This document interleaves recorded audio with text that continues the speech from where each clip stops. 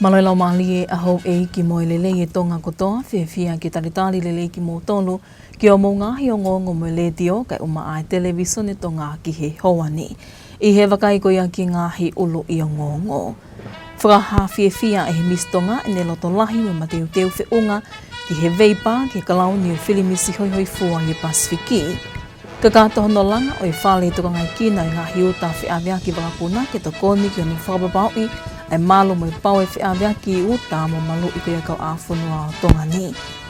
Pea uki e komiti sipoti kominiweli a Tonga ai mahu inga ai maa mo uile lei ai ātakai mo o seni whakahoa ki he tamua kua whotuu e he kominiweli whakamamanuahi ki he whiawi sipoti o taoni. O kutoi e pe ngahi talanoa kehe ana iange pehe ai ta wakai ki ngahi o ngongo me he mala e oi sipoti kai uma ai tuunga oi ea. Ko e wakailewa e niki he whakaiki iki, ko au liliani porutele. Ko mateuteu mo maumali ai mistonga wa whewano si o si Ana Patricia tau mo e peau. Ke ne veipa whakataha mo e kauwhine mui hoi hoi fua e to kono mihi Pasifiki ki he kalauni o e whiau hi whilimis hoi hoi fua e Pasifiki ki he taua noa wano. Kua tu o tai i he ahoni i whisi ai mistonga pea kua ne whakahawhi e whia ai ki he ngongoni e ne lato lahi whiunga mo e ne pole pole aki hono Tonga ke ne whawawunga i he whanuani i he ngāwe mo e whiau he kotoa pe o amanaki ke whakahoka i wike kāo. Na e i he mala e wakapuna wha amo tuai ai whai o ngongo e whaleni he pongponge ahoni i amanaki mawahi anto mei Tonga ni e mistonga a Petit Lake Ilolahia o ne o mai whakai kiki o i talanoa ko ia. Nā e whakahoka i he pongpongi o ahoni i he mala e wakapuna wha mo tū hapolo kalamama kehe a puti ngā we i he te waki ke mawahe mei tongani ai mistonga ke whiau hini o mea heni a Eik Fedrika whatawhihi o la paha tuita.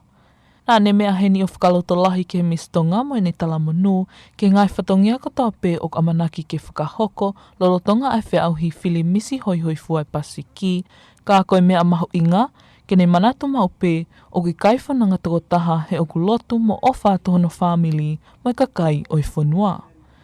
Nā ne mea ne ongo ko whiau hi whili misi e ni ma ai Pasifiki ka hoko ia ko hapolo kalama ke katoa ngā iai aivi malawa o i whiwhine me Pasifiki.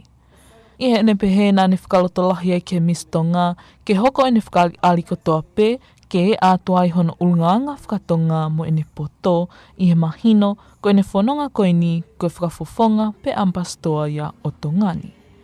I ono whakaike eke e he ngongo ai le te o Tonga ai mistonga sios ana tau mo i peau, nā ne whakahawhi e whiai e ne loto lai whiunga ke ne kau atu ke whiau hini i he ne whalala ke iwi o kwhuakiange i he tamai he wani. I kai ngatai, ko ne ako e ngahi mea lahi e he ulnganga whakatonga tuk whakaholo whakafonua a Tonga mo i ngahi kawenga ke hepe e tokoni ki ono whatongia ko whakafofonga ma a Tonga.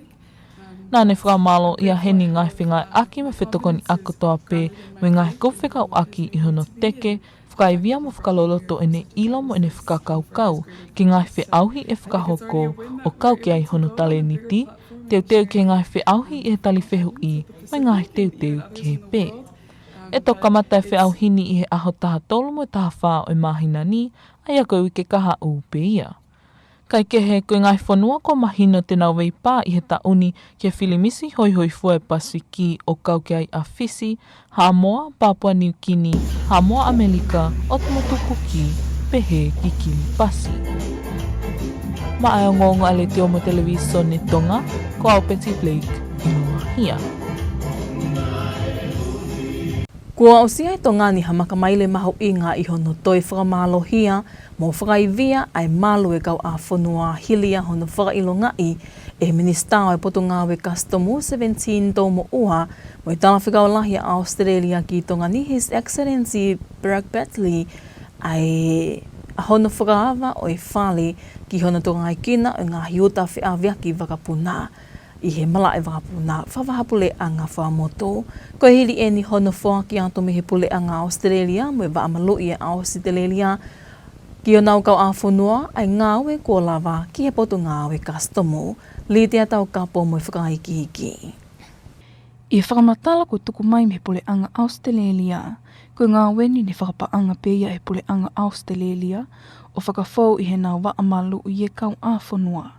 Mo nau ke I tuku pāpe, ke ngāwe whakataha mo I pot ngā weni, mo ngā hoa ngāwe, I ono whakamalohia ai ngāwe whakataha, ki ono tokanga I kina I ngahi hia whakawaha a pole anga.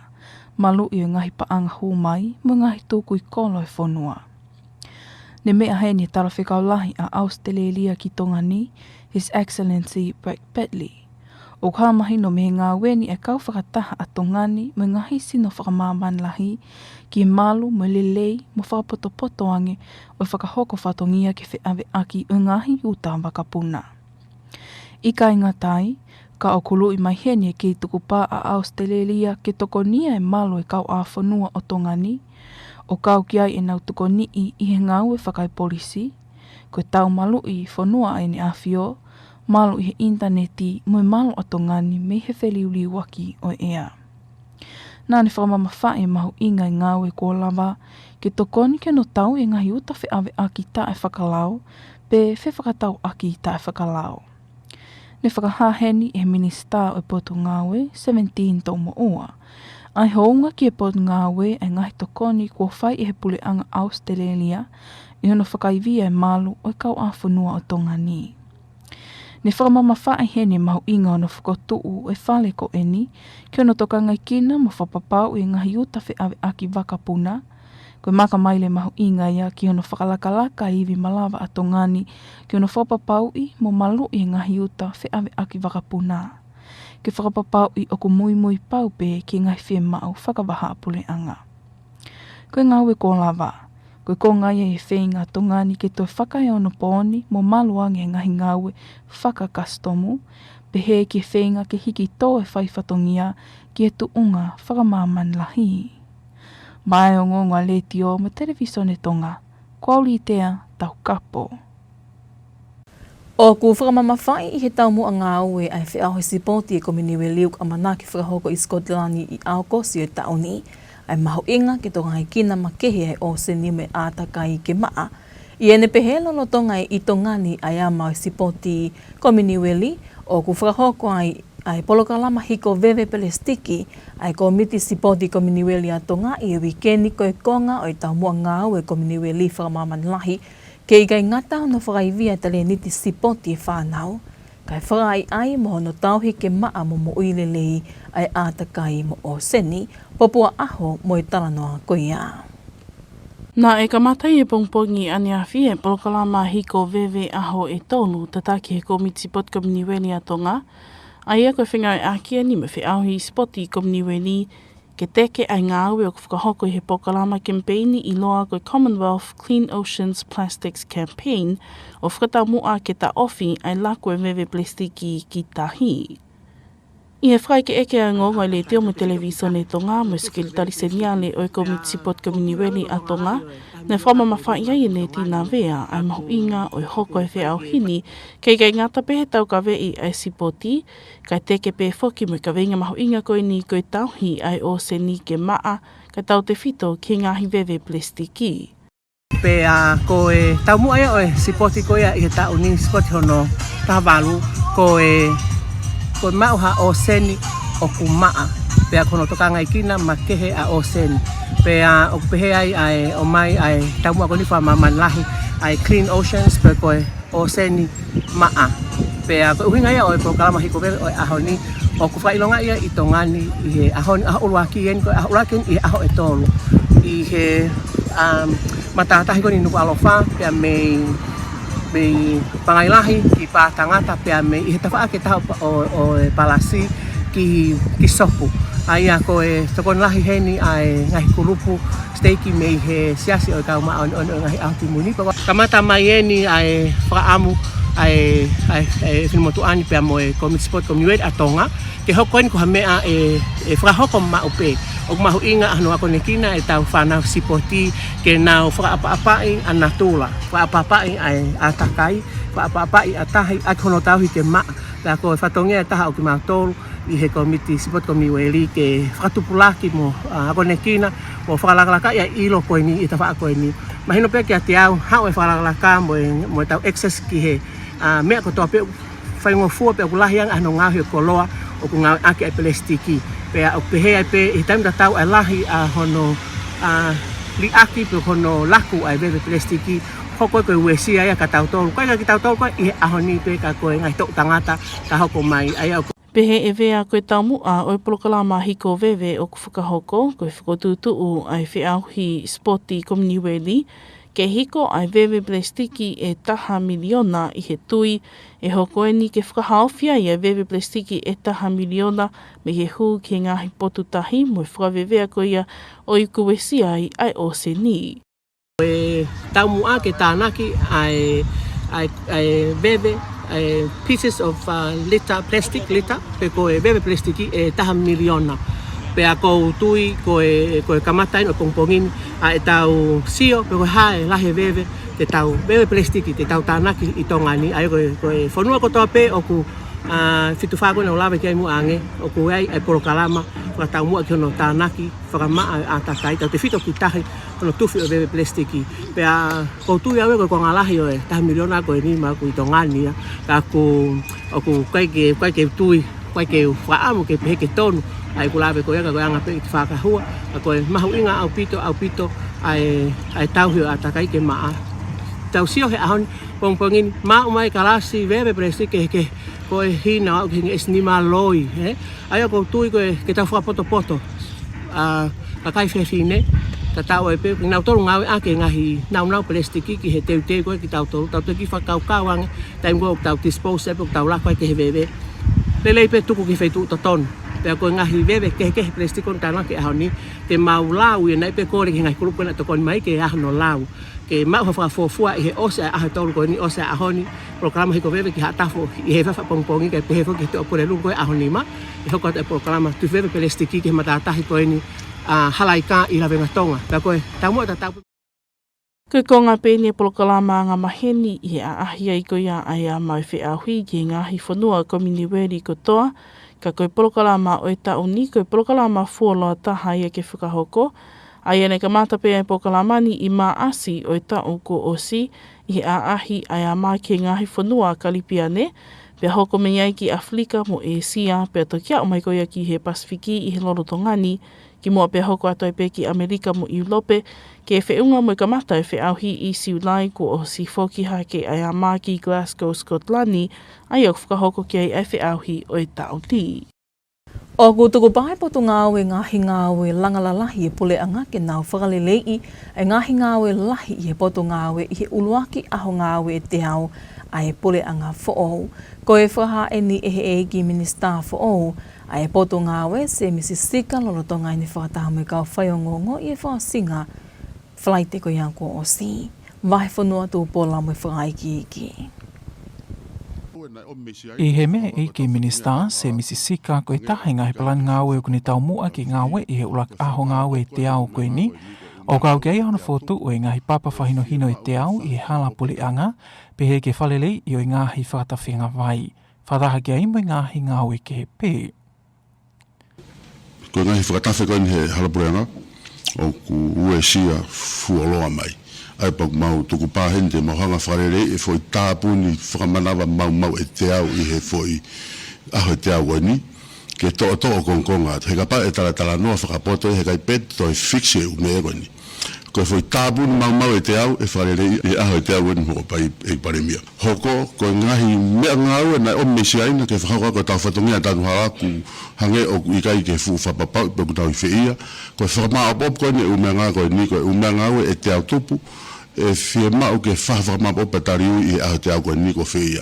Ka tau lava wahe tau whatongia. Ko te tari maa wawau, haa pai, niua, ka muwete ngahi mea ngā koe ni, e whaiwhama o koe ni aho te au koe ni. Land Transport Division o ko e ngahi road sign ke mau whiri ngahi road sign ni viviri mo mahu inga e te au ke whalerei. Te mu whatonga e be hoik o ku lahi e u mga whai ua bika road sign ni ai, pia ku lotonga rere whuk me whalerei ki he ko anga koe nei whanau he ngahi api ako, ai te mawhiri e whoi road sign e te au, ke whakatu atu ia ki he whanua, mo i ngā ue whatongia ku hiko safety ai kakai.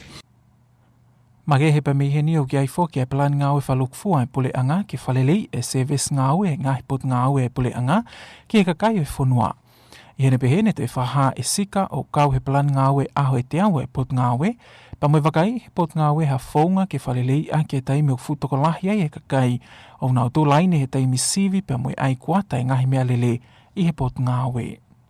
O kuai foku pe mo ngahi paraparema he taimi ko ku kiwa ko ni e ka kai onga tu line fu roa o ku osi ai pe ia share ai foto tu ngawe ke lesisita ngai mele mi se no ki ti sema pe o ku vai time lahi ke o anga hange na tu la pe ka kai ke to yo mai pe osi pe to a o patapuni ko ngai ko foto tu vai ko ni ko ai un mele online lo te mo ka kai to ta tu lo ko to yon be a hoto ai ko foto tu no ku fai ko o si ai be ai fo nga we ko no ai ha fo ma fa ai ke teke ka kai ke no hau taimi ke o e fai futu lai no lo ko ai ko fatongi ai po nga wen ka so ka ngai me pa parema pa mau ki fa ai te ka kai ke o we hoko ka pa parema Ko ulaki aho ngā ue whoki e te au e pule anga whou, whafofua koe mahina I e tolu pe mui konga pe aku mahino pe koe ngahi palan ngā ue koe ni ke au sia ia I loto I he waha taimi ngā ue koe ni.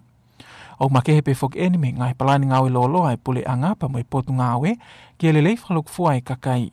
O hange koe ngahi polokalama la lahi ni a swatoka me ngahi pule anga ki moa pe au whemau ke hoko atu ai au kau ki he ne wha ose ngahi tokoni langa whale mai kakai e whonua pe he ke langa wafu ko whola tau mai ai te eki ke kakato aho no whahoko. I ta whako ni ngahi langa, whemau e whakaosi ai ngahi project ko ni ko koe na elere mai pehe ngahi pureanga ko ni ko tau situa mea I, ko e langa ko ni mango I he hunga, ko ose project I.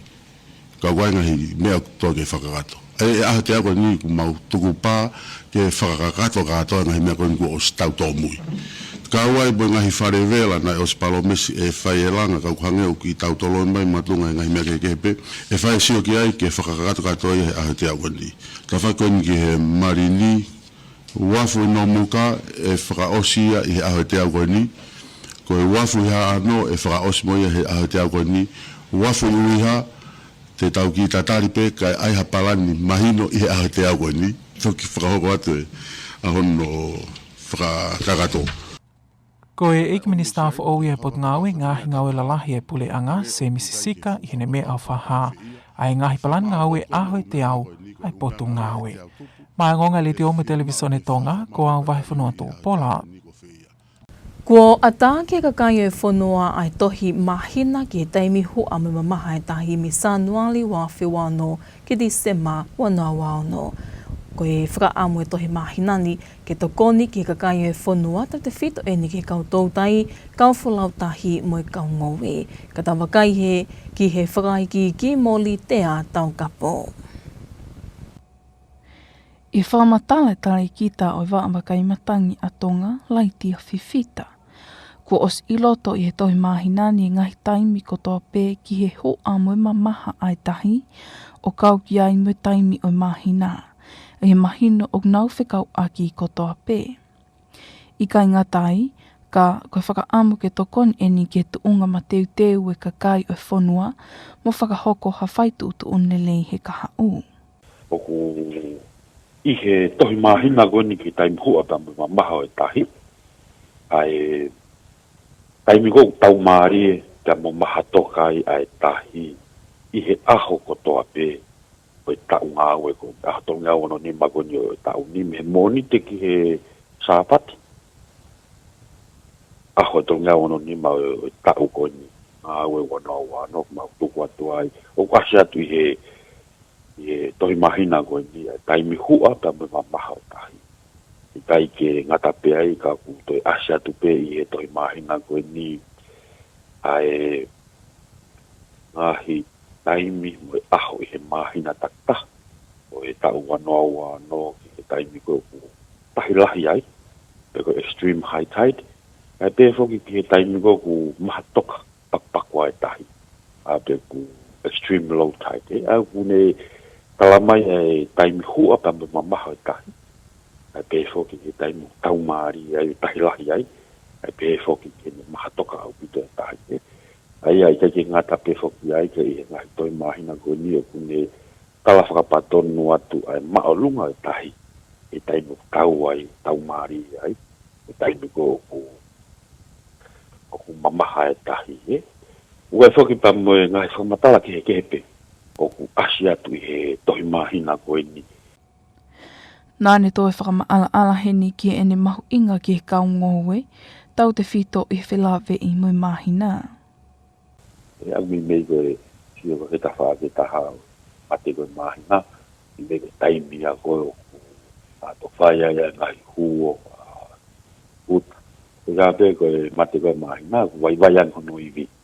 E pe au mi mei ke e ngā he whengai ate mau a whai, pa mo se toa kone mo uen, mai mo anga tala ko mau tātana, ai lo tu whanua mi gano i he whamatala ia, i e taime mahina, he au ku, o mi me ke toki whai ai hu o tutu whakatapu. O i hape ko taime ko vai ai koe mahina, mono iwi. O ku mati ai pe pa mo e vai ai pe mo iwi o wao pe kai sa wha ke nau pe tupu atu e. I e taime ka tau pe i ono o mai ke tau nofo whakatonga, whelawe i e mahina i taimi ke tau ngā. Mahina tu whanua whakatonga. E kai ke ngata pe whoki ai ka ku toi whelawe i hanga tonu ia pia moe. Ai ngou e ni, hange koe maala uwhi. Ai taimi o ku tofi ai, i taimi o ku ahi ai koi pula, te whakaheka, ai ala mea pehe.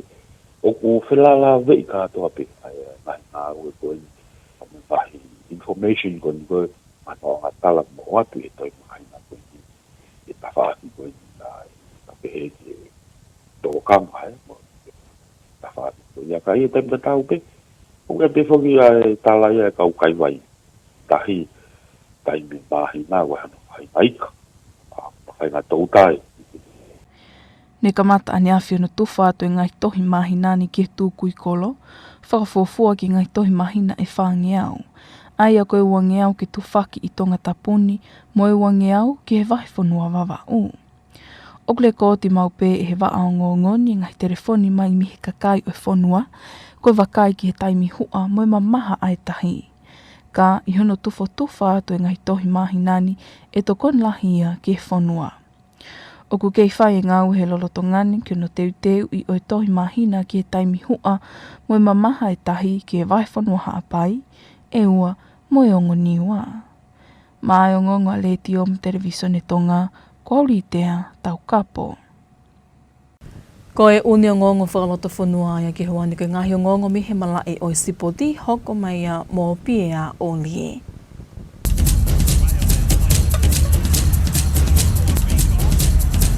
Maloma tau ki whilonga ki koe whakaini ki malai o sipoti. Na e whakaratau i he kalapu soka nuku he tolo e poine papa tohi kai e na whipaki mo e Pango Youth FC e konga uraki o e whiau he Oceania a ki e kai tau aki iua i apia ha moa. Ko tawhi mala e ne takai hono wa neafi pea koe whipaki whanma mata e ne angotimi he na e kai ha poine e uraki minite whanima aia na e he potu tatau he tapa kotoa pe ai angotimi me he konga uluaki. Nai mahino e mateuteo angotimi ki he vaingani he na e ulungia nuku he tolo ki timi ka tumoto kuki i he ne uraki vainga kai mahanga e timi ko ia ai Pango Youth mo e whanua tari i takai uluaki ai pe ia koe tawaki taha. Kai rotonga nina e whoki hifo e konga hono wa au te ngeke mahino timi e ikuna he vaingani kai whakahafi ki he miniti e wanoa pea ka kanto e taimi kua kamata ke whaiva ai ango fōu e ti. Neonga na e tautea marukola nuku he tolo o tawake lolohea ka ti kula no tonga vainga pe pawai ke vainga toko hongo fulu pe ai timi be o tu ferenite. Nai kai ke tukai amana ke timi hawa no he tulu i no tupangi lotokolo ko ia ai Pango Youth FC. Fotu ai malo ni mano de vao e fofo poini pe mo na fofo kau ko ke fe auhini e miniti hono fitu tolu. Hiri e tana ke timi ahibe mi Amerika ai fofo poini he miniti hono fitu taha. Na e fe fainga akipe vainga to e korosi a John Cena Golensi o tāna ke te poine e Pango Youth i he miniti hono walu ni ma kai maari e he ne kai ki horo mui e kapteni pia mo ene kau nai te hono malu e kau a whanua nuku he tulu o tāna ke toi e una loto aho koe kapteni e poini wha o si pia ka kato ai taimi. Kai ke nai mahanga e tupapa maraere ngā mo i vai vase tai a ke kai koe tawa ki taha pia e tātu koe pehe whalai te Ai fe komi ki se hai konga hano ua ko ia e whia hini ki he ngahi timi hau ko ia e ngai kalapua e Oceania.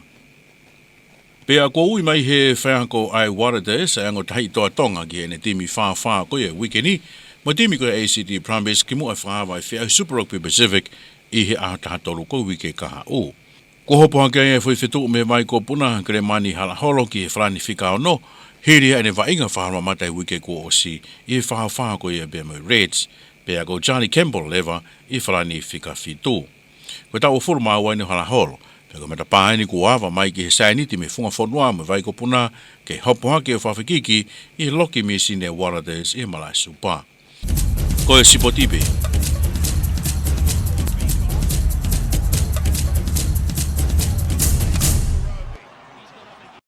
Ko e wakailewa e niki he tuunga o e ea i on tuku mai me waa wakai matangia tonga i whamotu whakahoko ato e inoke lelenga. Malo e lau maare hou eki pa moe le rea tonga kotoa. Taltai reipiki mo tolki e tau whakamatala ea. Whatoa ngai te tau kei whiau at pe pa moe alo tāmaki. Au fia koe whotunga langi. Uha tu moto hako pa pe whoki ki hawiri malo i whatu mau. Ki he whato ke lau ke hongo niwa, pe whoki ki wawa. Ka koe anga ne waine wakai ko ia ki he imisi satellite e ahoni.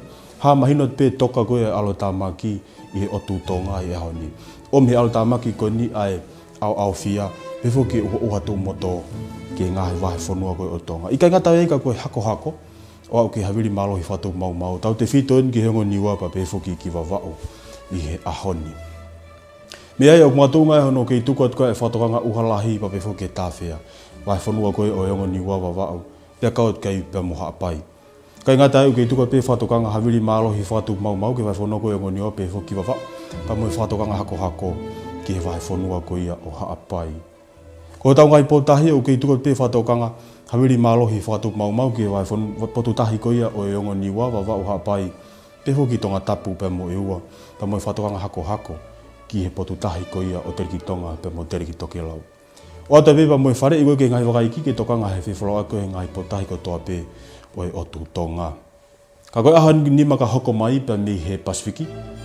Alo tāmaki e tene ngā unu ke whakawhi mai ki he apai Tongatapu pe mo eua.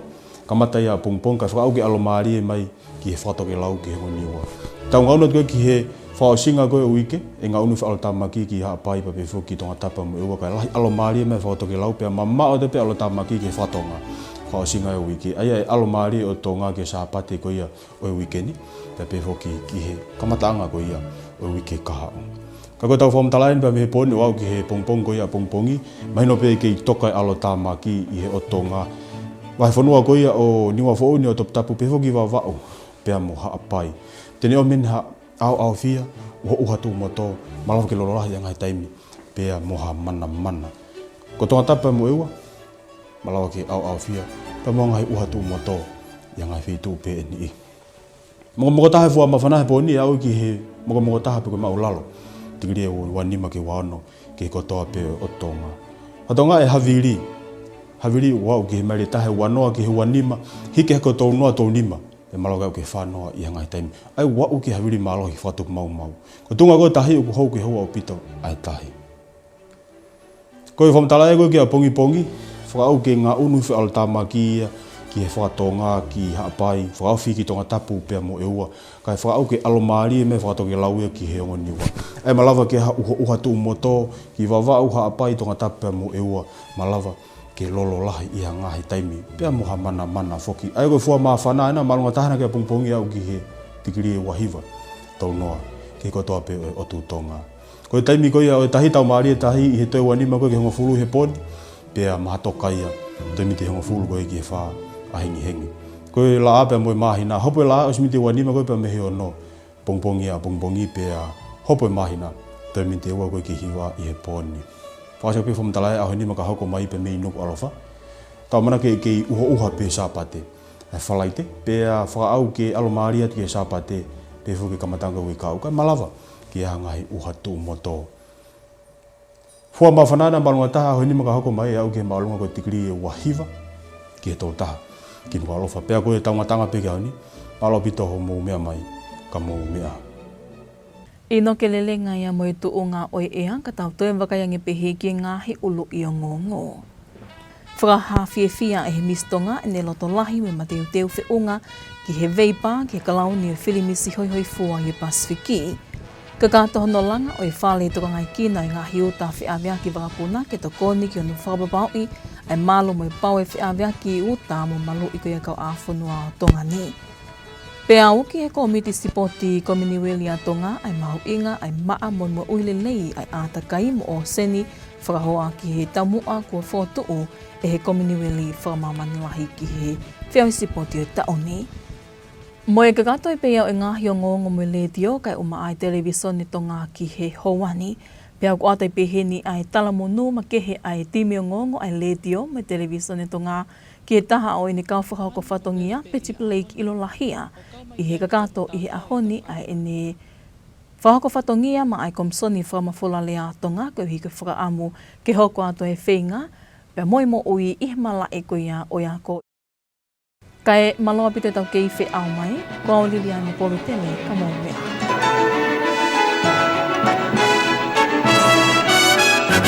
Good evening and welcome to your English news with Radio and Television Tonga for the hour. Leading our bulletin tonight, Miss Tonga heads to Fiji ahead of the Miss Pacific Islands pageant set to kick off next week.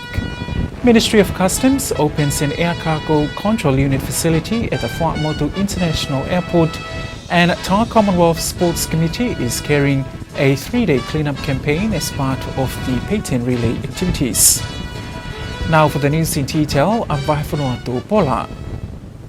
Miss Tonga and her team have departed for the Miss Pacific Islands pageant, set to take place in Nandi, Fiji next week. Sister Anata Moipeau expressed her gratitude and excitement to Radio Tonga for her experience, saying she is ready to take part and compete for the crown in this pageant.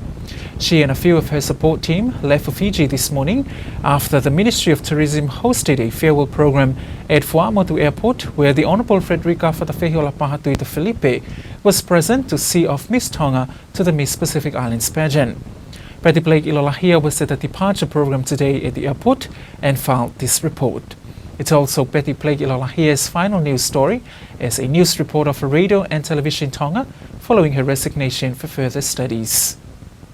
At the farewell program, Honourable Frederica offered words of encouragement to Miss Tonga on this journey as an ambassador of Tonga on the Pacific stage. Siosana, as you step onto the stage for the Miss Pacific Islands, remember, you do not go alone. You carry with you the love of the kingdom, the prayers of your family, and the legacy of your ancestors. Meanwhile, speaking to Radio Tonga News, Miss Tonga Siosana Tamoipeau expressed gratitude for the opportunity to represent Tonga in the Pacific and acknowledged the strength from God that has guided her this far. I'm filled with gratitude and confidence moving forward. So thankful for my time here in Tonga thus far and the people that have rallied behind me in preparing for the pageant. So I'm excited and wanting to showcase more of our culture. I love the confidence. I've been so grateful for my people and sharing their hopes and their dreams as I go to represent us all. And I do believe I have the ability to win in representing Tonga and the Pacific. But I'm grateful I have my confidence is grounded in my faith in who the Lord has made me to be and the fact that He's brought me here for such a time as this for His greater purpose. So I think it's already a win that we're able to go on a bigger platform and sharing the friendly islands of the Pacific and even others in the world. But it's with the hopes and dreams that we'll be able to take on the platform of the Miss Pacific Islands to share Tonga and the rest of the Pacific and our unique relationship with one another. She highlighted that her time in Tonga has enriched her cultural knowledge, which will help her showcase Tonga and its beautiful traditions. She also emphasized that the pageant is not only about bringing Tonga together, but also about uniting the Pacific as a whole, as the region is more than just separate islands, but one Pacific community.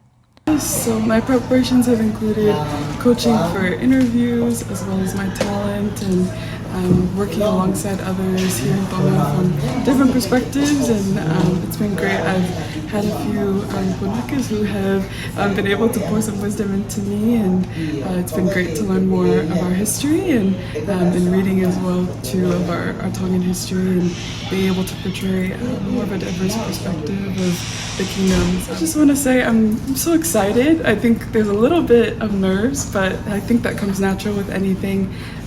I felt that the Lord called me here to come back to Tonga, and this door opened, and I'm so grateful for this opportunity, and it's beautiful. I've met so many other women here in Tonga who have been inspired by my courage to take this step, and it is scary, but I think all of us, whether you're going to the Pacific Islands or starting a business or going to school, anything, it takes courage to go into the unknown, but that's what happens when you have dreams and hopes. You go beyond the horizon. So I hope in me going that a lot of our other women and just other Tongans are inspired to continue dreaming and take the right steps and seeking the Lord as to what that looks Despite the challenges of competing on a major stage such as the Miss Pacific pageant, Miss Tonga expressed hope for the support of not only the people of Tonga, but all Pacifica people throughout the competition.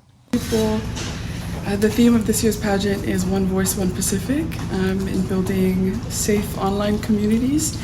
And I think it's a great opportunity for us to rise to the occasion. There's so much going on in this world, and I think it's online social media is a vessel, and it could be used for good or for bad. And I think we have a great opportunity to rally together in the 2 days of the pageant and supporting and sharing love and hopes, and I guess even ideas of what it looks like for Tonga to represent in the Pacific. So looking forward to seeing all of the love and comments online. I've already been receiving much love, and I'm so grateful and excited to continue to inspire our people through pageantry and what that looks like for our future with other initiatives. Meanwhile, 6 countries have been confirmed to participate in the Miss Pacific pageant. They include Fiji, Samoa, Papua New Guinea, American Samoa, the Cook Islands, and Kiribati. Reporting for Radio and Television Tonga News, I'm Betty Blake, Ilonahia. Tonga has reached another milestone in safeguarding its borders from illicit trade and strengthening supply chains following the completion of the construction and official handover of the Air Cargo Control Unit, or ACCU facility, from the Australian government to the Ministry of Revenue and Customs. The Air Cargo Control Unit, ACCU, will serve as a specialized unit within customs, focusing on risk-based management of air cargo, improving efficiency in clearance procedures, and strengthening border control. The faculty was funded by the Australian government through the Australian Border Force. The Australian High Commissioner to Tonga, His Excellency Brett Bentley, says this initiative reflects Australia's continued commitment to collaboration in strengthening Tonga's efforts to address transnational crime, safeguard revenue, and protect communities. He also reaffirmed Australia's commitment to supporting Tonga in building resilient and modern customs system, highlighting the importance of regional cooperation in combating illicit trade and safeguarding supply chains. Meanwhile, the Minister of Revenue and Customs, 17 Tomaua, acknowledged the ongoing support from the Australian government as this ACCU faculty marks a significant milestone in enhancing Tonga's capacity to monitor and secure air cargo operations, ensure compliance with international standards, and facilitate legitimate trade. This initiative reflects Tonga's ongoing efforts to modernize its customs operations and integrate into regional and global supply chains. Reporting for Radio and Television Tonga News, I'm Litea Taukapo. While the Commonwealth Games Kings Pageant Relay activities being held here in Tonga this week, the Tonga Commonwealth Sports Committee is carrying out a clean-up campaign as part of the relay activities. Popua Aho was at the program and will tell us more. The three-day campaign kicked off on Tuesday morning with the committee gathering representatives from many sports associations, partners and volunteers to clean up the areas along the waterfront in Nuku'alofa. The activities aimed at highlighting the important issues being emphasized during this King's Baton Relay and the Commonwealth Games, which is a call to keep our ocean environment free from plastic waste. In an interview with Radio and Television Tonga News, the Secretary-General of the Tonga Commonwealth Sports Committee, Neti Navea, emphasized the importance of the Games promoting not only sports, but also calling for united action from the Commonwealth nations to improve environmental protection.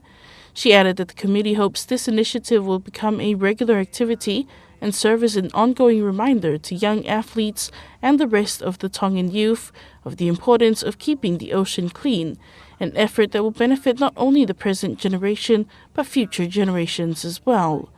Vea said the goal of the cleanup program being carried out is to collect 1 million pieces of plastic waste, with the belief that doing so will prevent 1 million pieces of plastic from entering the ocean and causing pollution and harm to marine environments. This initiative is part of the standard program that accompanies the Commonwealth Games King's Baton Relay as it tours the Commonwealth nations and territories. However, this year's program is the longest to be conducted, with the relay beginning in March 2025 in the Caribbean, then continuing to Africa and Asia before now arriving in the Pacific. It will later travel on to the Americas and Europe, where it will arrive just in time for the Glasgow Commonwealth Games to start in July. The Ministry of Infrastructure has pledged to deliver a fast-tracking major improvement projects within the first 100 working days. This commitment was made by the Minister for Infrastructure, the Honourable Sika, during the Cabinet's first press conference last week. Infrastructure Minister Sika said the ministry's 100 working day plan is designed to produce visible results within a short time frame, focusing on urgent public needs. Among the priority actions is the installation of 100 road signboards along government roads and the repair of key drainage systems to address flooding concerns. Sika said the government is also rolling out a broader plan to improve the quality of public services delivered by government ministries to the people. As part of the 100-day plan, the ministry will review its internal operations to reduce long queues and waiting times, particularly during vehicle inspections and licensing processes. The government's first 100 working days are expected to span just under 6 months, with officials confident the outlined targets can be achieved within that period. Sika stressed that the short-term plan is separate from the government's long-term infrastructure program, which includes major development projects aimed at improving living conditions nationwide. These include the completion of housing assistance projects, as well as long-delayed wharf construction projects in the smaller outer islands. Also among the projects the ministry is looking to complete are the constructions of homes for the relocation of Mango Island to Ewa and the construction of wharves for Nomuka and Ha'ano Islands. Reporting for Radio and Television Tonga News, I'm Betty Blake, Ilolahia. And with Tonga's high vulnerability to climate change and natural disaster, the Tonga Meteorological Service has stepped up their effort in providing an essential information and data that will help the people be more prepared for the future. This includes the releasing of the 2026 tide calendar for Tonga, which has been made easily available for the public on the Met Office website. Lydia Tongatapu with the detail. Speaking to Radio Tonga News, the director of the Tonga Meteorological Service, Laitia Fifita, says this tide calendar was developed to support safe maritime operations, coastal planning, fishing and public awareness of tidal patterns across Tonga, especially Tongatapu and Vava'u.